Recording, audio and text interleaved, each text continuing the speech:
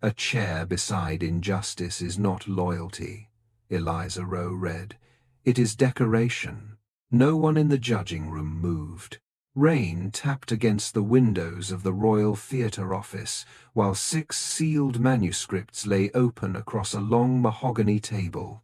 The members of the Queen's Dramatic Prize Committee had spent 3 days reading patriotic spectacles, military pageants, and sentimental comedies written for the 25th anniversary of Her Majesty's reign. Only one play had silenced them.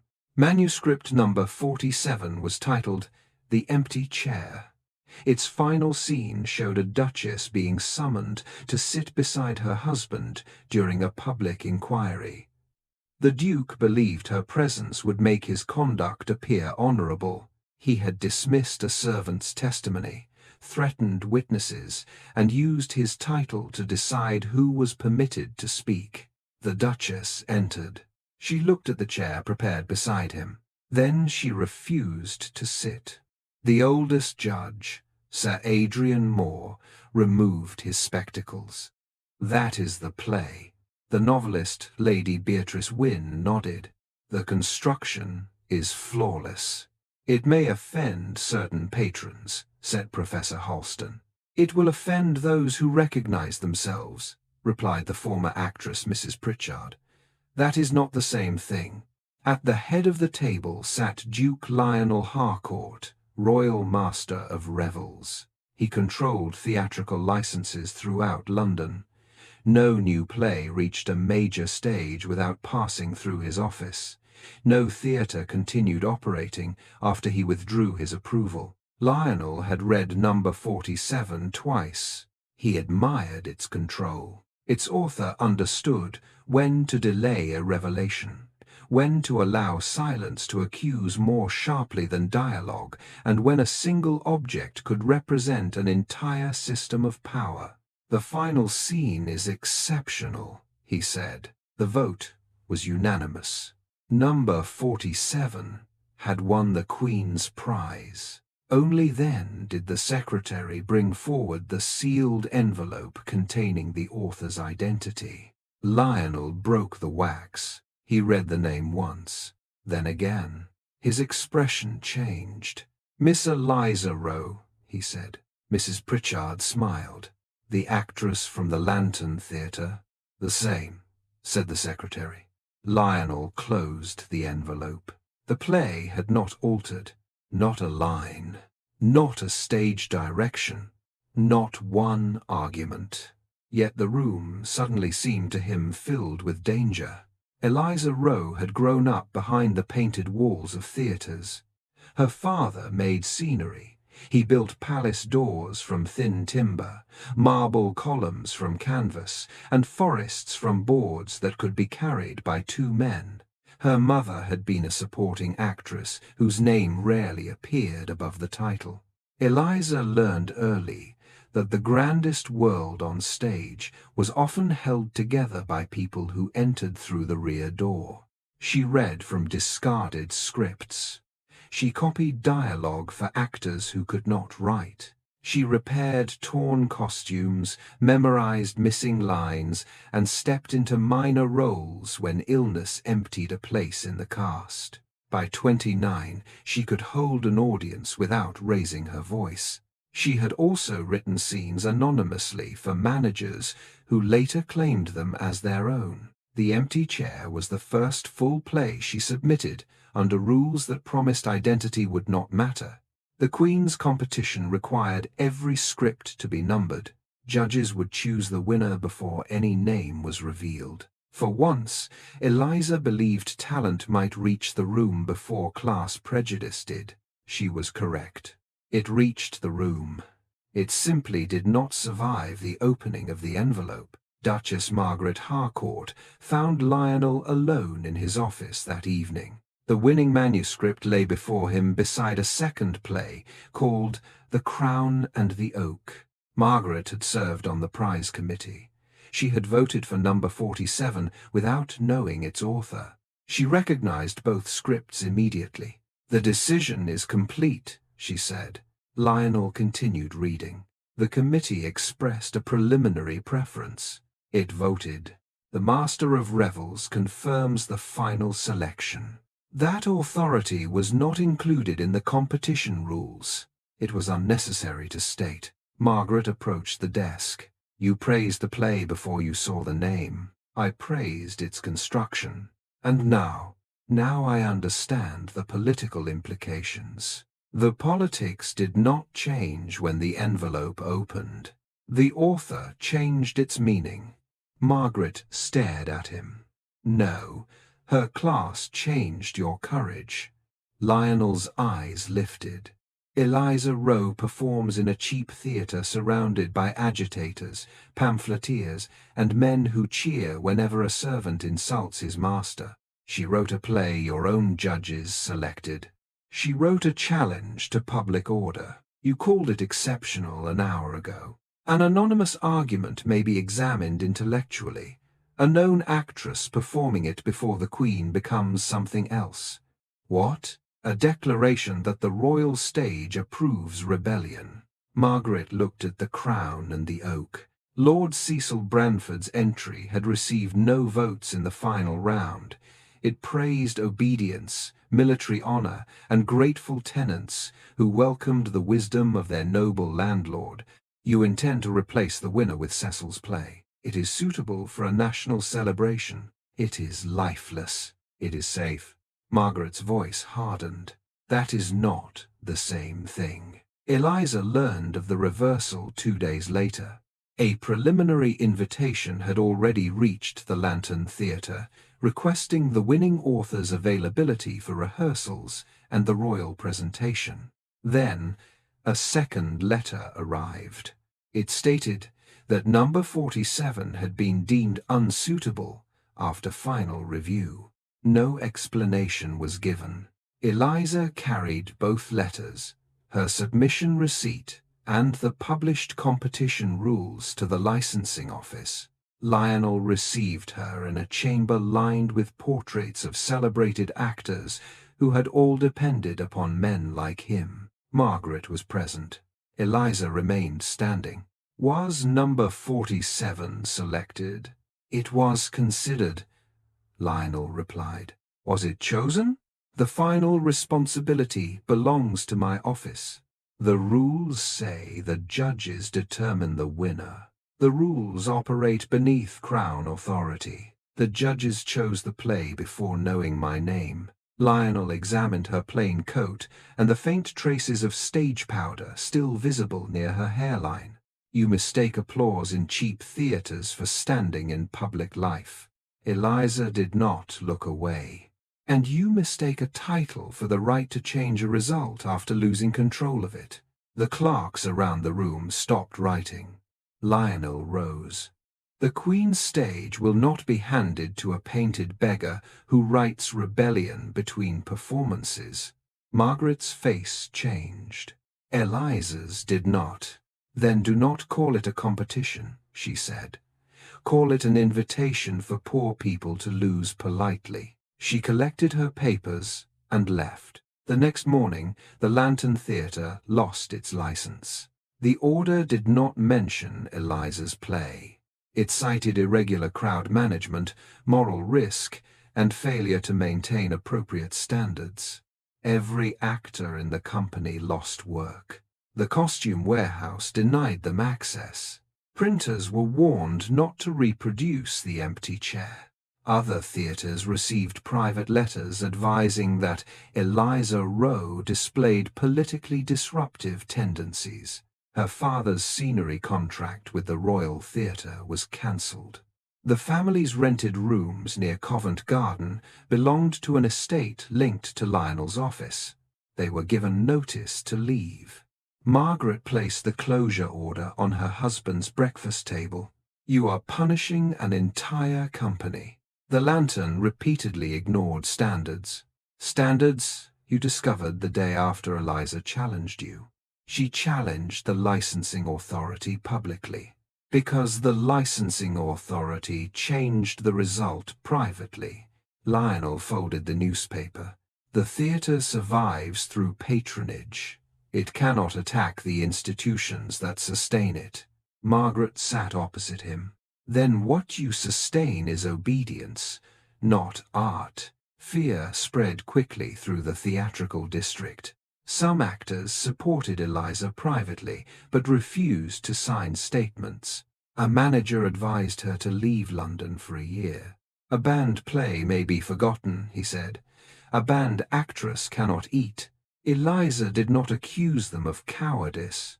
Their wages depended upon licenses. Their families depended upon wages. That was precisely why Lionel's power worked. He did not need to imprison anyone. He could close one door and make every other door afraid to open. Eliza asked only that the original votes be preserved and sent to the Queen. 4 judges agreed. 2 refused, after Lionel warned them that future appointments depended upon discretion. Sir Adrian Moore kept the official score sheets.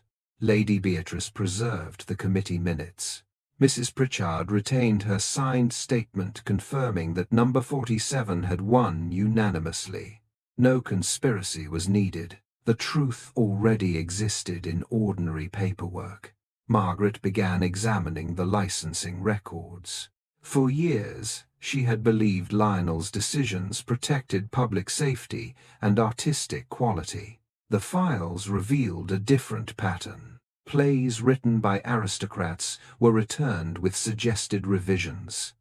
Plays written by workers were more often banned entirely. A comedy in which a maid exposed her employer's fraud had been refused.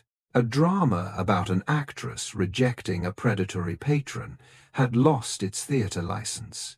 A provincial company that protested unpaid fees was labelled disorderly and denied London performances.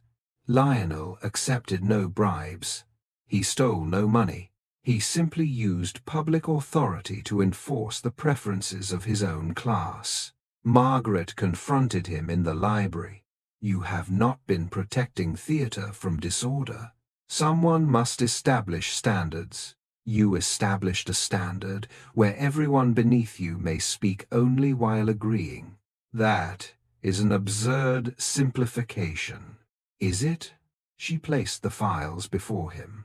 Why were noble authors allowed revisions while poor authors were banned?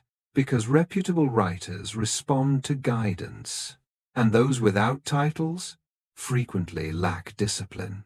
Margaret looked at him with a disappointment more painful than anger. You call submission discipline because you have never had to submit to survive. The Queen knew nothing of the change.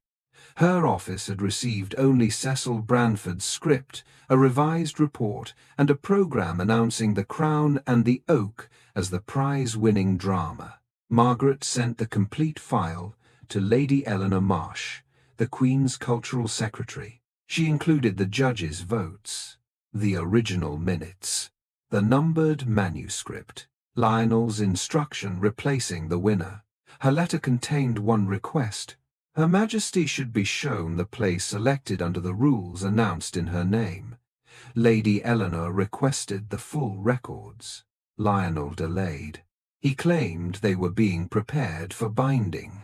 Margaret sent her copies. The royal performance was already scheduled. Lionel could not cancel it without raising more questions than the play itself. On the morning of the event, he asked Margaret to sit beside him in the royal box. Your absence will become the story, he said. She adjusted one glove without looking at him. Then perhaps you should not have banned the play named after it.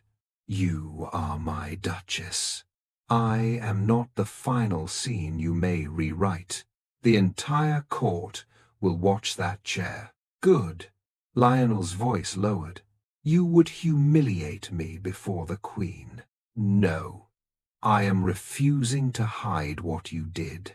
Margaret left for the theatre separately. Before the performance, Lionel made one final attempt to silence Eliza. He summoned her to an unused rehearsal room. A contract waited on the table. It offered money, restored work for her father, and a supporting role at the Royal Theatre. She could publish The Empty Chair under another title at a later date. In exchange, She would state that the play had never been formally selected. "You are offering me a place inside the system that erased me," she said. "I am offering you a career that exists only while I agree I never earned it. You have talent. Number 47 had talent before you knew I did." Lionel closed the contract. "You will not enter the Royal Theatre tonight." Eliza replied, "I have already entered it. My words are in the Queen's hands." The performance began beneath banners, flowers, and a massive painted oak. The royal box glittered with jewels and military decorations. Lionel sat beside Margaret's empty chair. The crown and the oak opened with a noble lord saving grateful villagers from problems they had been too foolish to solve themselves. The scenery was magnificent. The dialogue was obedient. The audience watched politely. The Queen did not smile. During the second act, Lady Eleanor placed a different manuscript before her. Her Majesty read the first scene, then the fourth, then the final page. She raised one hand. The orchestra stopped. The curtain fell in the middle of Cecil's grand patriotic speech. Lionel hurried to the royal box. "Is your Majesty unwell?" The Queen held up the empty chair. "Why is the winning play not being performed?" The judges' preliminary preference proved unsuitable. Did they reverse their decision? The final responsibility belonged to my office. Did they reverse their decision? Lionel remained silent. The Queen ordered the judges to stand. 4 confirmed that number 47 had won. 2 admitted they had been pressured to alter the report. "Who wrote it?" the Queen asked. Lionel's restraint finally broke. "A provincial actress of no standing." A movement came from the side of the stage. Margaret appeared in a dark red gown and ducal tiara. Beside her stood Eliza in plain black. "Her name," Margaret said, "is Eliza Rowe." Lionel descended from the royal box. "Miss Rowe is prohibited from appearing in a licensed theatre." The Queen looked at him. "By whose order?" "Mine." "On what grounds?" "Political agitation and professional misconduct." Eliza stepped forward. "Was the misconduct writing the play before His Grace knew my name, or refusing to disappear afterwards?" Lionel signaled to the guards. The Queen stopped them. "No one leaves until I have heard what my judges selected." There were no costumes for the empty chair, no scenery, no rehearsed company. The Queen requested only the final scene. A single chair was placed beneath the stage lights. Margaret sat in it. Eliza opened the manuscript. Her voice carried through the theatre. "You ask me to sit beside you so that my silence may resemble approval." Lionel stood beneath the royal box, while every face turned towards him. Eliza continued, "But a chair beside injustice is not loyalty. It is decoration." Margaret rose.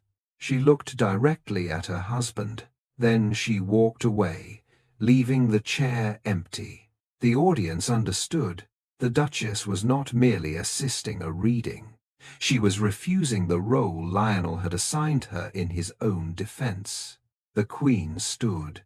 "The royal prize belongs to the play selected under the rules announced in my name." She faced Eliza. "Miss Rowe, your work will be performed in full." Then she turned to Lionel. "Your authority as Master of Revels is suspended pending inquiry." Lionel's face tightened. A woman of her station cannot represent the national stage. The Queen looked towards the empty chair. "She has represented it more honestly in one scene than your office has tonight." Lady Eleanor removed the licensing seal from Lionel's table. The curtain had fallen on the play he chose. But across the Royal Theatre, before the court, the press and the Queen herself, the story he tried to erase had finally begun. The Royal Theatre remained closed the following morning. Its doors were guarded, its licensing records sealed, and every document connected to the Queen's dramatic prize removed from Lionel's office. For the first time in 20 years, the Duke of Harcourt could not decide what happened upon a London stage. He stood in the empty auditorium, while clerks carried boxes through the aisles. "This is a theatrical dispute," he said, "not a constitutional crisis." Lady Eleanor Marsh examined the licensing seal that had been taken from his table. "You altered the result of a competition conducted in the Queen's name. I exercised the authority of my office. You exercised it after the judges rejected your preference." Lionel looked towards the stage. The single chair from the previous night remained beneath the lights. Margaret had ordered that no one move it until the inquiry photographed the scene. He disliked looking at it, not because it was dramatic, because it had become evidence. The Royal Commission opened its hearings 3 days later. The judges submitted their original score sheets. Every vote named number 47 as the winner. The secretary produced the sealed author envelope and confirmed that the decision had been recorded before Eliza's identity was known. Sir Adrian Moore testified first. "Did the Duke object to the play before the author's name was revealed?" the commissioner asked. "No." "Did he praise it?" "Yes." "What changed?" The envelope was opened. Lady Beatrice Wynne gave the same answer. Mrs. Pritchard described the pressure applied afterwards. "His Grace asked us to sign a revised report stating the play was technically accomplished, but unsuitable for a royal occasion." "Was that the committee's decision?" "No." "Why did 2 judges sign?" "They feared losing appointments." The commissioner looked towards Lionel. "Did you discuss their future positions?" "I reminded them that membership of royal committees required discretion." "Was their discretion measured by whether they agreed with you?" Lionel's jaw tightened. "I expected them to consider the wider consequences." They had considered the play. They had not considered its author. The words entered the record exactly as spoken. Lionel realized too late that he had confirmed the central accusation himself. Eliza testified without costume or stage paint. She brought the competition rules, her numbered receipt, and the preliminary invitation sent before the result was reversed. "Why did you submit anonymously?" the commissioner asked. "Because the rules promised the work would be judged before the author." "Did you believe your profession would prejudice the committee?" "I believed my profession would prejudice the Duke." Lionel looked towards her. Eliza continued, "I was wrong about one thing." "What was that?" "The work was judged fairly. The result was changed afterwards." She described the closure of the Lantern Theatre, the loss of her father's contract, the eviction notice, the letters sent to other managers. "Were you offered a settlement?" the commissioner asked. "Yes." "What did it require?" "That I say the play had never officially won." "Had it?" "Yes." "Why refuse the money?" "Because payment would not restore the truth. It would purchase my participation in the lie." The inquiry then examined 5 years of licensing decisions. The pattern was clear. Aristocratic authors received private suggestions, additional rehearsals, and permission to revise. Poor authors received final prohibitions. A play by a baronet depicting corruption in a fictional court had been approved after minor changes. A nearly identical play by a printer's apprentice had been rejected as dangerous agitation. A titled actress who argued publicly with a manager kept her license. An untitled actress who refused a wealthy patron was marked professionally unstable and barred from 2 theaters. Lionel had never written that class determined these outcomes. He had not needed to. His language did the work. Reputable, disciplined, suitable, dangerous, uncontrolled. Each word appeared neutral until the names beside it were compared. Margaret submitted the records she had gathered. Lionel watched his wife describe the system they had once promoted together. "You helped build the theatre funds," the commissioner said. "Yes." "Did you understand how the licensing power was being used?" "No." "When did you begin to suspect?" "When I saw a play praised without a name and condemned after one was added." Lionel looked away. He was questioned for 2 full days. At first he defended the office. Theatre affects public order. Was the empty chair likely to provoke violence? The commissioner asked. It encouraged distrust of authority. That was not the question. No. Did it insult the Queen? No. Did it call for rebellion? No. Did it violate obscenity laws? No. Then why ban it? Lionel paused. Because it taught audiences to treat refusal as moral courage. The commissioner looked at him carefully. Is refusal never morally courageous? That depends upon whom one refuses. And who decides? Lionel understood the trap. My office existed to make such judgments. Your office existed to apply standards, not to preserve your class from criticism. Lionel leaned forward. You speak as though hierarchy itself is corruption. No, the commissioner replied. We speak as though public power becomes corruption when used to silence those beneath it. The commission's findings were issued within a month. They acknowledged Lionel's genuine contributions. He had improved fire regulations, increased actor pensions, and funded provincial theatres.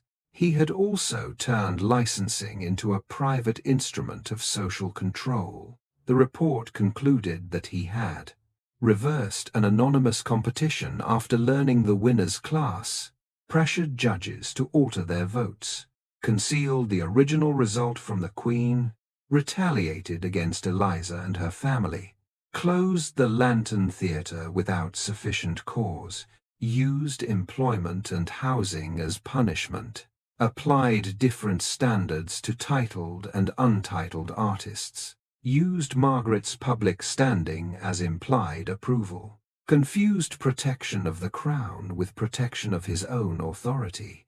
Lionel was removed permanently as Royal Master of Revels. He lost his seat on the Royal Arts Council. The licensing seal was transferred to an independent board. The private box reserved for the Harcourt family at the Royal Theatre was surrendered. Lionel had once entered every theatre through a private door. Now he required a ticket. The Lantern Theatre reopened. Its company received compensation for lost wages. Eliza's father's scenery contract was restored with repayment for cancelled work. The eviction notice against the Rowe family was withdrawn. Every letter calling Eliza politically dangerous was formally retracted. Lionel was ordered to publish the original competition result. He refused to let a clerk write the announcement. He wrote it himself. Manuscript number 47, The Empty Chair, was selected unanimously by the appointed judges before its author was identified. I reversed that result after learning it had been written by Miss Eliza Rowe. The reversal was not required by law, safety, or royal instruction. It was my decision. The statement appeared in every major London paper. No explanation followed. For once, Lionel did not place defense beside admission. Eliza was offered the title of honorary playwright to the House of Harcourt. She declined. Lionel asked to meet her at the reopened Lantern Theatre. She agreed because Margaret and 2 members of the new licensing board were present. I intended the position as restitution, he said. Eliza looked around the small rehearsal room. You still imagine restitution means bringing me beneath your name. What do you require? Rules that remain true after an envelope is opened. She placed her proposals before him. Anonymous judging would continue. Score sheets would be held independently. No single official could reverse a result. Every prohibited play would receive written reasons and a right of appeal. A theatre license could not be withdrawn merely because an actor criticized a patron. Relatives' contracts and housing could not be used as leverage. Actors, stage workers, and provincial companies would hold seats on the licensing board. Lionel read the document. You intend to reduce the authority of every future master of revels. I intend to prevent another one from becoming you. He accepted the sentence. Margaret moved into a house near the lantern. She continued directing her arts fund, but separated it legally from the Harcourt estate. Lionel could not approve its grants, choose its beneficiaries, or use its events to rebuild his public standing. He visited her after the commission issued its report. Will you return home? No. I have lost the office. You speak as though the office was the only problem. What else remains? The belief that my presence belongs to you. Lionel said nothing. Margaret continued. You wanted me in the royal box because an occupied chair would have hidden the questions beneath it. I was afraid your absence would condemn me. My judgment had already condemned what you did. He looked towards the window. I thought a wife's loyalty required public unity. Only when the husband defines unity. You could have challenged me privately. I did. The answer struck him harder than accusation. She had challenged him in private. He had ignored her until she stood upon a stage where he could no longer rewrite the scene. Lionel apologized publicly at the Lantern Theatre. There was no royal banner, no Harcourt crest, no private box. Actors, printers, stagehands, and managers filled the seats. Eliza stood near the wings. Margaret sat among the audience. Lionel entered through the ordinary aisle. I called Eliza Rowe a painted beggar because I believed talent became respectable only after a man of rank approved it. No one shifted. I praised her play while it had no name. I banned it after learning the author had no title. He turned towards the company. I closed this theatre because its actress challenged my decision. I punished her family because I believed dependence entitled me to obedience. Then he looked at Margaret. I asked my wife to sit beside me so her presence would answer questions. I refused to answer. Margaret did not rescue him with a smile. Lionel finished. I did not protect the crown from rebellion. I protected myself from a story I could not control. The audience remained silent. He bowed once and left the stage. The apology had not been a performance seeking applause. That was the first useful thing about it. The empty chair opened in full 6 weeks later. Eliza did not take the leading role. She cast Mrs. Clara Denby, an actress in her 50s who had been told repeatedly that audiences no longer wished to see women of her age at the center of a story. The Queen attended the first night. Margaret sat in the stalls. Lionel purchased a seat in the upper circle. He arrived without attendance. When the final scene began, the theatre became completely still. The fictional Duchess faced the chair beside her husband. You ask me to sit beside you so that my silence may resemble approval. Lionel looked towards Margaret below. The actress continued, but a chair beside injustice is not loyalty. It is decoration. The Duchess walked away. The chair remained empty. Lionel did not leave. At the curtain call, Eliza was called to the stage. The Queen presented the royal prize that had nearly been taken from her. Eliza accepted it under her own name. 3 years later, Lionel held one ordinary seat on the Independent Theatre Board. A young playwright submitted a new work about a duchess whose husband exploited her reputation while ignoring her judgment. Several members believed the Duke character was clearly based on Lionel. "The play is vindictive," one said. "It may humiliate Lady Margaret," said another. Lionel read the script twice. Some scenes were unfair. Others were painfully accurate. The chairman asked whether it should receive a license. Lionel closed the manuscript. Discomfort is not a legal reason to silence the author. A board member looked surprised. "You are prepared to permit a public attack upon yourself. I am prepared to permit a play that violates no law." The license was granted. No one applauded. The meeting continued. Margaret heard of the vote and met Lionel outside the Lantern that evening. "The play is not kind to me," he said. "The stage was never built to protect your feelings." "I know. Do you?" He watched workers carry scenery through the loading door. "I once believed theatre should teach people to respect authority. And now? Now I believe authority should survive being examined." Margaret studied him. He had lost the office, the private box, and the ability to control her public presence. None of that had restored trust by itself. But he had permitted criticism when he possessed no audience to reward him for doing so. "I will return to Harcourt House," she said. Hope appeared in his face. She raised one hand. "My arts fund remains independent. Yes. My name is never used as approval unless I give it. Yes. And you never again ask me to occupy a chair merely because its emptiness would expose you." Lionel looked through the theatre doors. Inside, actors rehearsed words he had no power to remove. "I will not." Margaret offered her arm. They walked home together, not as though the story had erased its consequences, but as two people beginning again beneath rules Lionel no longer controlled. He never regained the title of Master of Revels.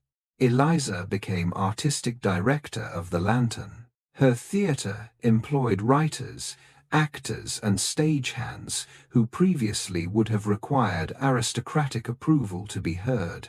Lionel entered as every other audience member did, through the front doors, with a ticket. The Duke had once believed he could decide which stories were allowed to end. Instead, the play he banned exposed the truth he feared most. He had loved art only while art bowed before him, and when it finally refused, the empty chair beside him told the whole theatre exactly who he had become.